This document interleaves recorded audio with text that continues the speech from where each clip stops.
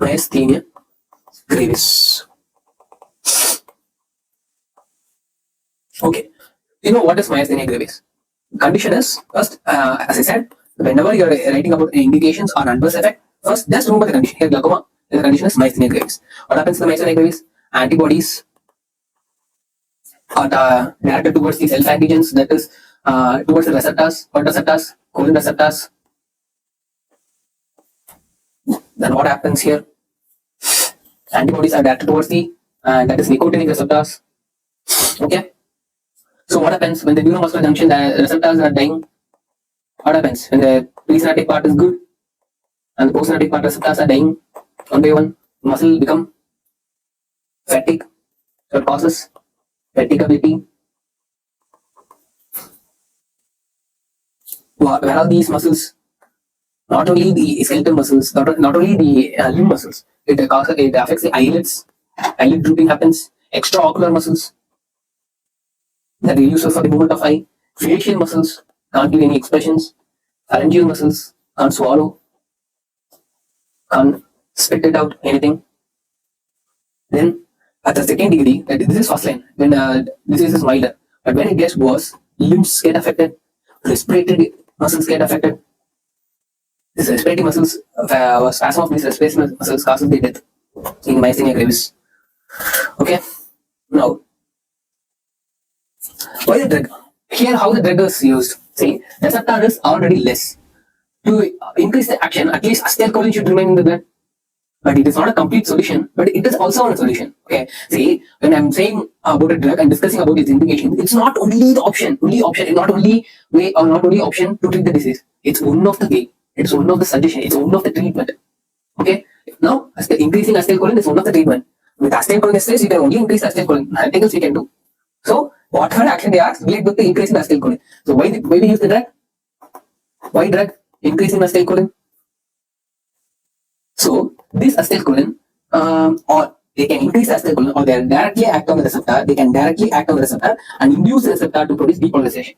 No need of acetylcholine. See, we have two functions. One is increasing acetylcholine or directly acting on the receptors. Okay, how to treat? Now, how should we treat? Okay, first I should say the drug. What is the drug we use? What is the anticholinesterase we use? It is, see, first when you come to condition, first remember the drug. It's very important. Only that examiner expects from you. Then effect of the drug. See, here glaucoma. Learn with me. Don't try to learn on your own. Learn with me. I'm teaching. Learn with me. Save time. Glaucoma, pilocarpine. Myasthenia gravis, neostigmine, and physostigmine. That's it. Okay. How to treat? 15 mg orally. Once in the 6 hours. This is how we treat. Dose requirement may fluctuate. Okay.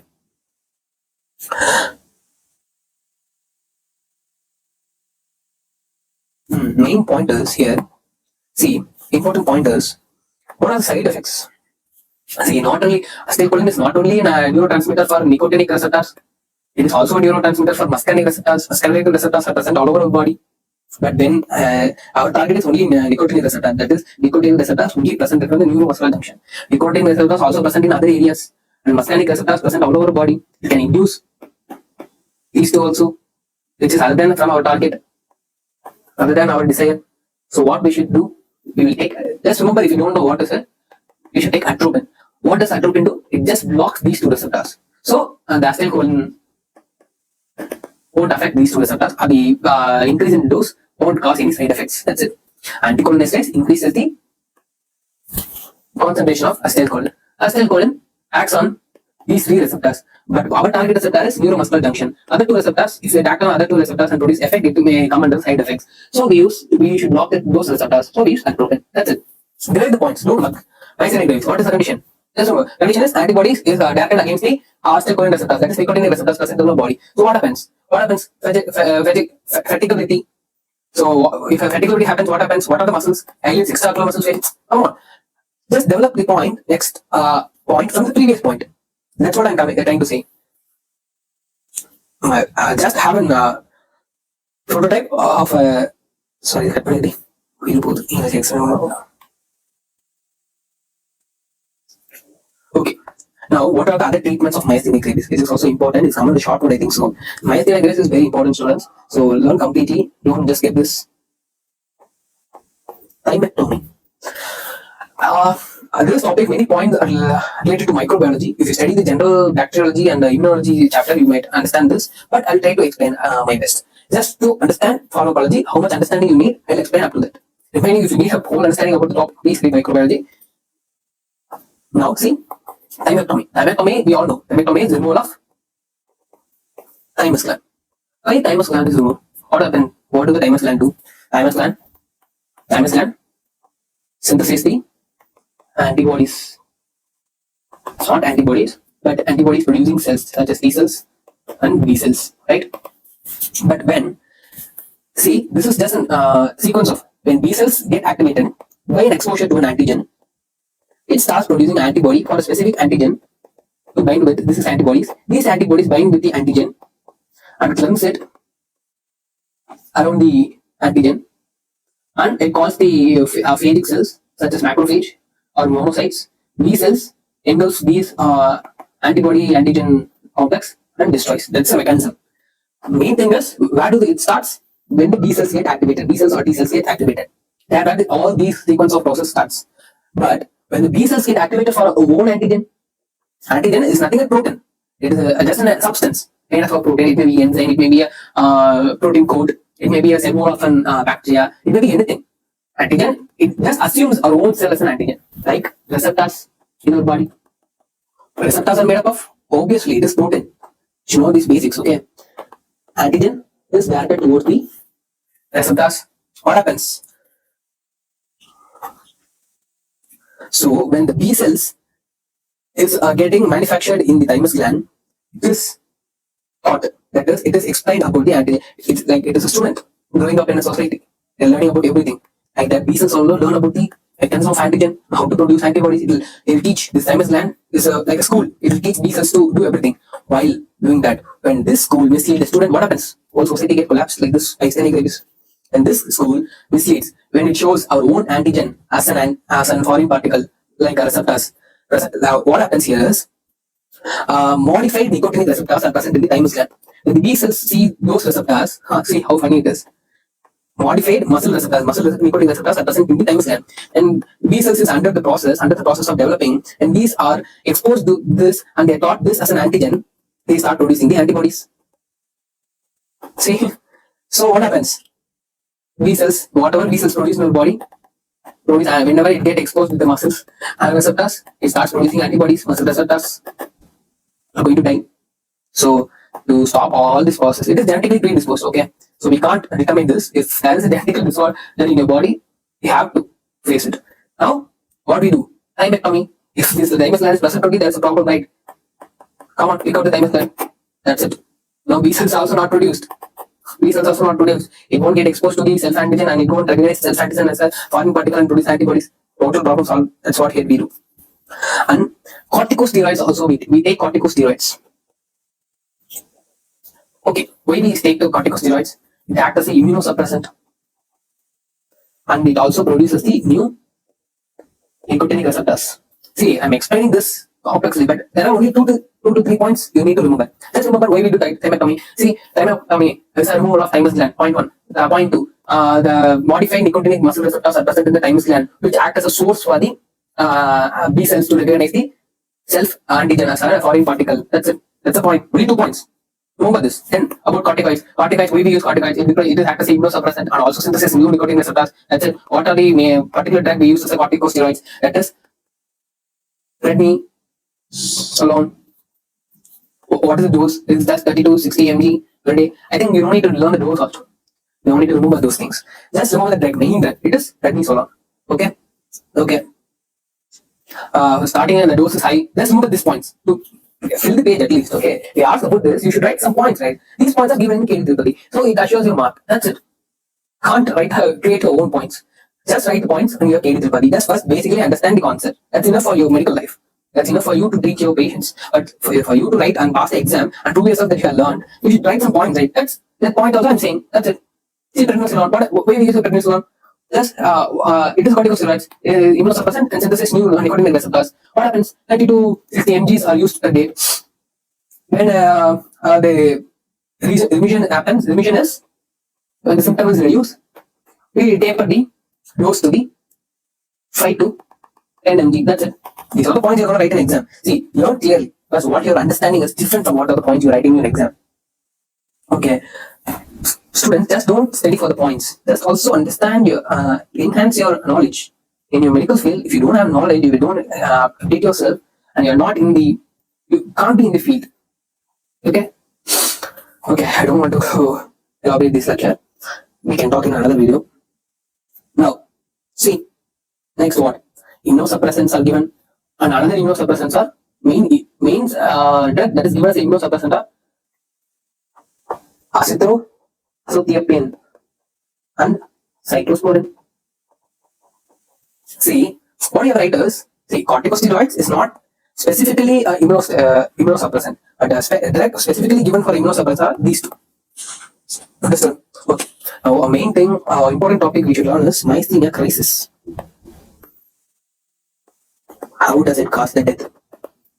In what way it is complicated? As I already said, in the way it is complicated is it paralyzes the respiratory muscles. So a person can't breathe. Weakness of respiratory muscles.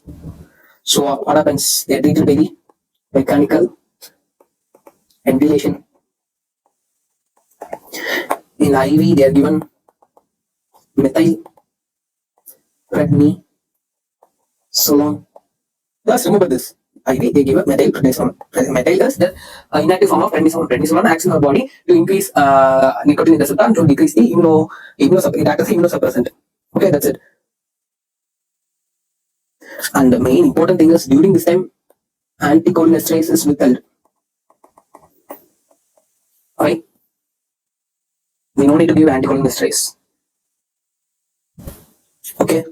Because overdose of anticholinesterase also produce why?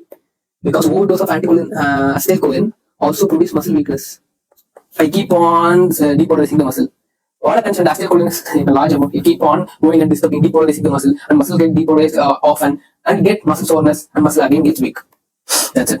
That's why we don't take anticholinesterase. But after the treatment with methylprednisolone, after later that we will take with the acetylcholinesterase. Okay. Okay. That is true. In myasthenia gravis, for treatment gets complicated. Treatments lead to some complications. So it causes. So see, as I said, when I take anticholinesterase, acetylcholine concentration increases and it keep on depolarizes the muscles. It causes muscle weakness. This muscle weakness is known as cholinergic crisis. Cholinergic crisis. It is not due to this muscle weakness. It's not due to myasthenia gravis. It is different from myasthenia gravis. It is due to the increasing concentration of acetylcholine. That is known as choline crisis. Cholinergic crisis. So to find this, what we should do? Just you on yourself think. Just given cholinergic drug. That is not a cholinergic drug. Anticholinesterase. This anticholinesterase increases the acetylcholine. If the acetylcholine is increased in the myasthenia gravis, what it do?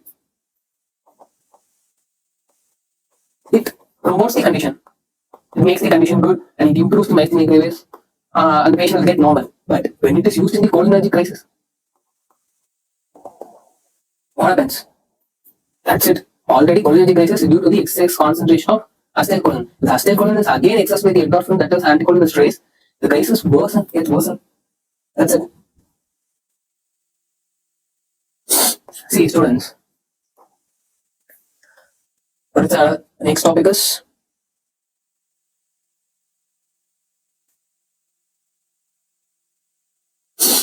Next topic is anticholinesterase poisoning.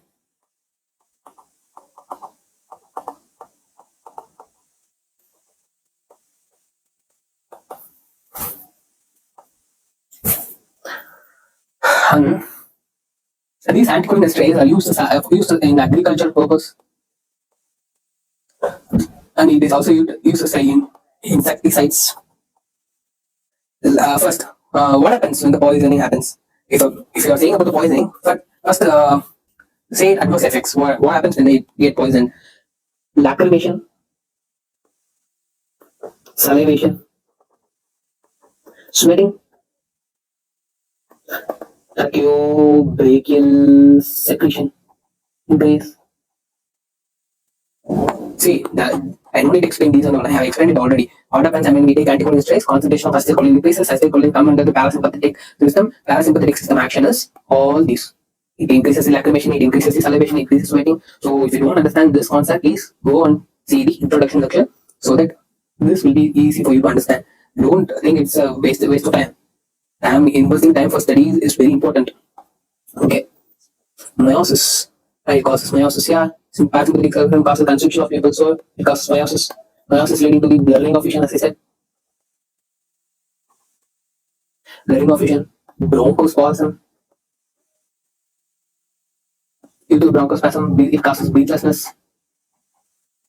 These all points are given in your K3 I'm not explaining anything outside from your book. Just learn this. Anticholinesterase poisoning. It is used in agriculture insecticides. See, what are the causes of the anticholinesterase poisoning? Lacrimation, salivation. Remember this, the action of parasympathetic system. If you learn only the action of parasympathetic and sympathetic system, it will be easy for you to learn the action of drugs. See, now it is very easy. All those actions performed by the parasympathetic systems are enhanced. That's it. What happens to the BP? Falling BP. Bradycardia. These are all the functions of parasympathetic system. Also causes death due to the respiratory failure. Okay, then we should come to the treatment or management. Treatment is, if the patient got exposed to the anticholinesterase, they should immediately go into fresh air and wash the area with the soap and stop the exposure first of all and get the fresh air and wash the area with the soap to maintain. And what happens to BP? BP gets very low, right? BP falls. To maintain BP, we should take following measures: hydration, and for conversions is like more or less like the seizures. Okay, we should take diazepam, known as diazepam.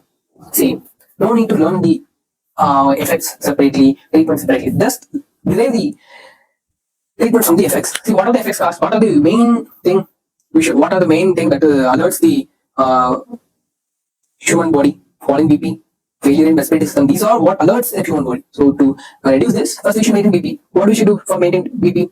We should get hydrated. Okay, conversions. Why conversion is caused due to the enhanced what does the parasympathetic system do? It enhances CNS. So the conversions seizures happens, which we can be converted by the diazepam. It is a CNS present. Think of the side effects, then say the treatment. Another main thing you should learn is antidotes.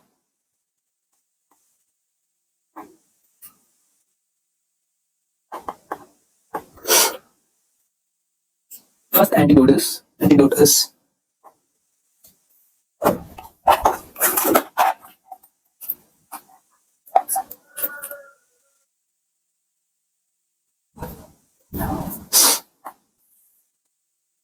atropine.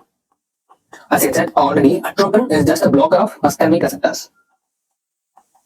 It has no work with nicotinic receptors. For nicotinic receptors, we should use a separate antidote. So, if we have to make an action in CNS, higher dose is required. You have the points with me. See, antidotes. What are the antidotes? Atropine only acts on these are the points. Only acts on the muscarinic receptors and has no work with the nicotinic receptors. For action in CNS, we should use higher dose of atropine. Then what?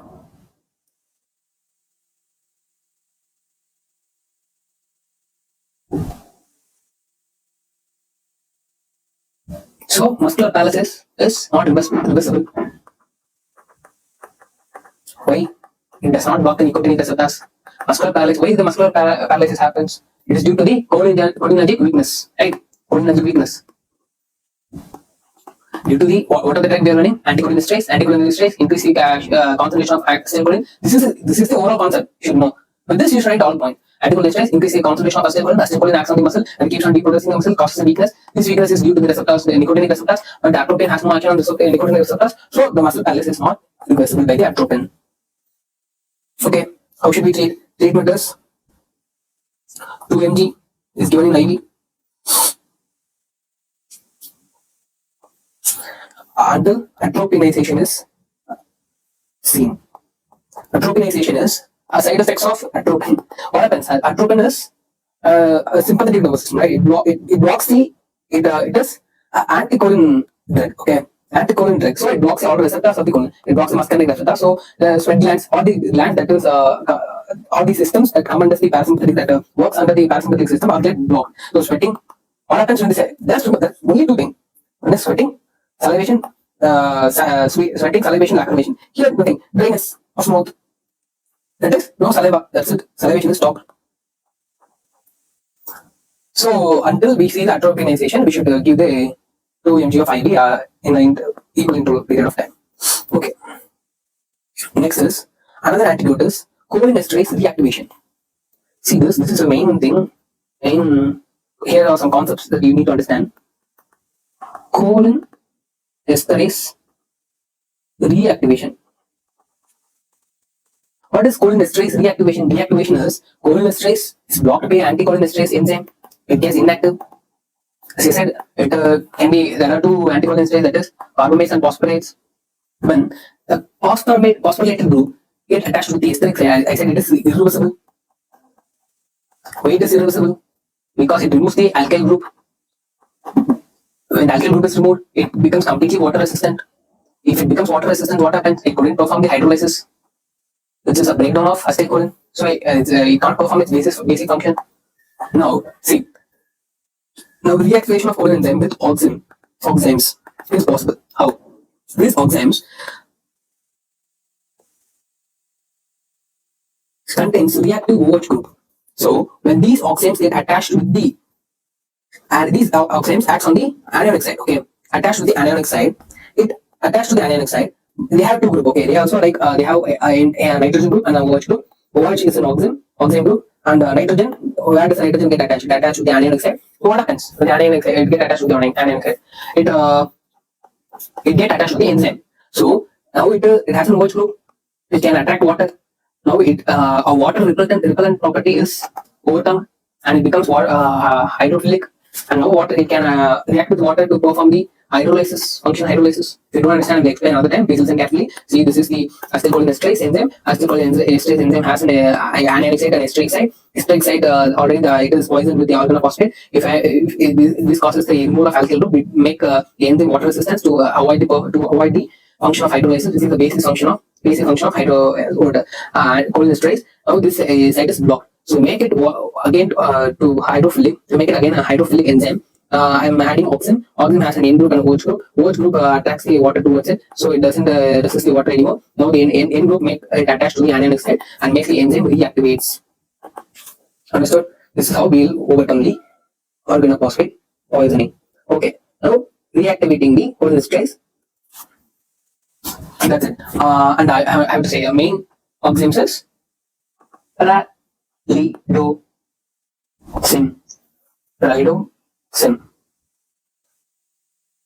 prolidoxim. Okay, that's it. And main point you should note here is it's ineffective in carbamate. It's ineffective in carbamate group. Why it is ineffective? See, when it is ineffective, how it acts? It acts in the anionic side, but in carbamate group, what I studied in the past, phosphoryl group and carbamate group are attached to the anionic side. So it is attached to the anionic side. The anionic side is occupied, so the enzyme cannot act. So it is ineffective in the case of carbamate poisoning. That's it.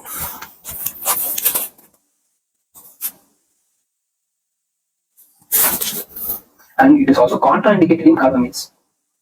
Why it is contraindicated? It is ineffective, okay, it won't act. Why it is contraindicated? Because the enzyme oxime itself acts in weak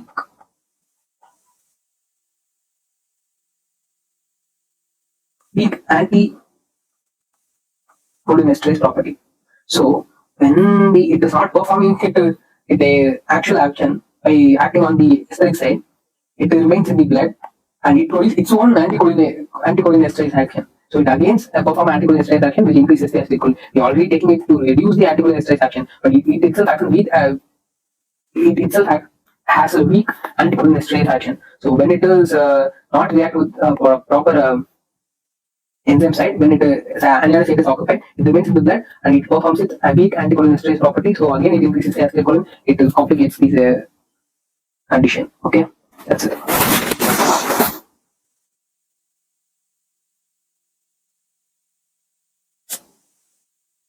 So, students, with this we have completed 2 essays. Again, I'm saying I want to say a simple method for you to learn. What is studying?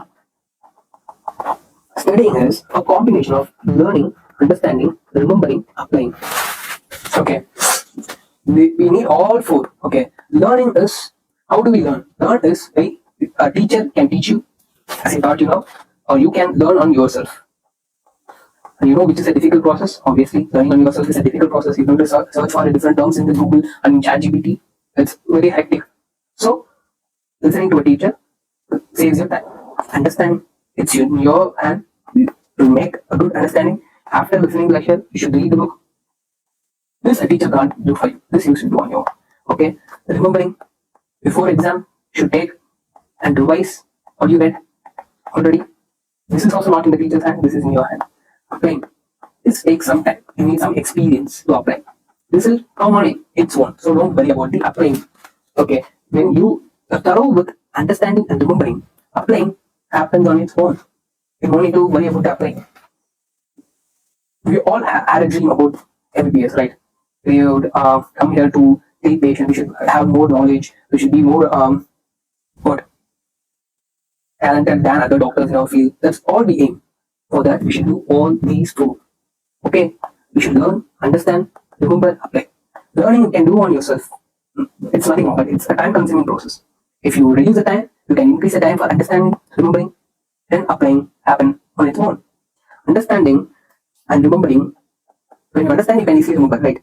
But understanding, when you're reading a book, depends on the lecture the teachers teach you. So, the main basement of your learning is, basement of your studying is teaching. So, whenever you're listening to a lecture, and lecture is good, please listen carefully. It supports you to increase your knowledge. Just after listening to the lecture, it's not over. You should read the book. You should remember the book. Revise. Again, read, revise. That's how you should practice. Okay. With this, I'm ending the lecture. All the notes for the lecture, this lecture is given in the description. With this, I'm concluding the class. Thank you, students.